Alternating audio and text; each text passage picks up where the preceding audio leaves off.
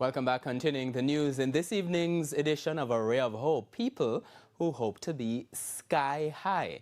From varied backgrounds and experiences, the class of 2025 at the Aviation College of the Americas stood as living proof that determination can lift anyone to new heights. Ramada Lyons reports. March of completion. Different heights, genders, backgrounds, but the same story of inspiration for many. Plain and simple.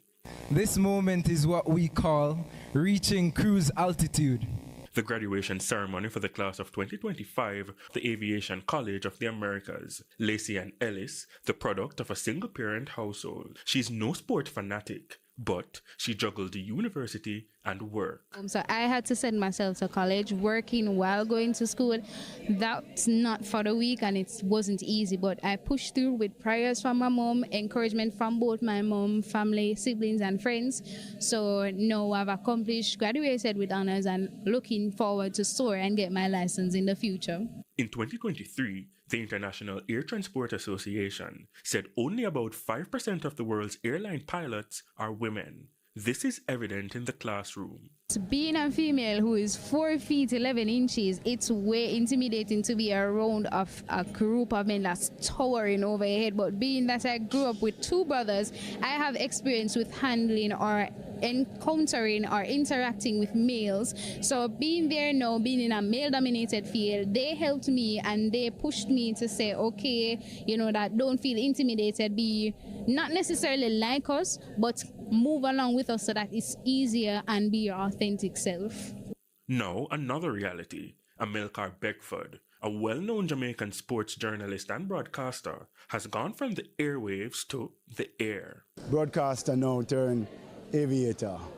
A very interesting journey. I'll be honest, television have opened a lot of avenues, and this is one such that I met this gentleman called David Robertson, who happened to need some assistance in his aviation program, and doing for a number of years was introduced more and more to his college, and finally found myself in, I think, 2023, starting the program. For him, the takeaway is, if it's not about miles flown, the number holds no weight. This is really encouraging anybody who loves aviation. You'll never think you're too old, trust me, to be in it. So I'm very happy. Just as happy, the younger graduates. For a program that requires time and dedication, Timway Warren is a reminder that the age is just a number mantra goes both ways. To come in early gives you a good amount of time to learn, to grow, to make a few mistakes so that you can know where you go wrong, you can revise. I'm glad that I came in earlier because, well, that allows me the freedom of choice. It's not that so that it don't become a final moment where I'm rushing to get something or get something done or do something. I think that getting here early, it just allows you a certain level of freedom, a certain level of choice to do what you want to explore.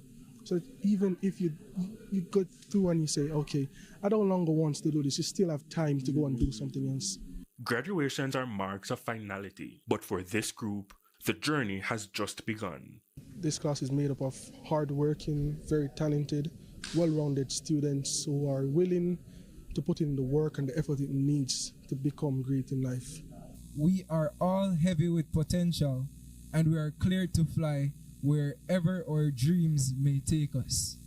With your Ray of Hope, I'm Ramada Lyons. Ray of Hope.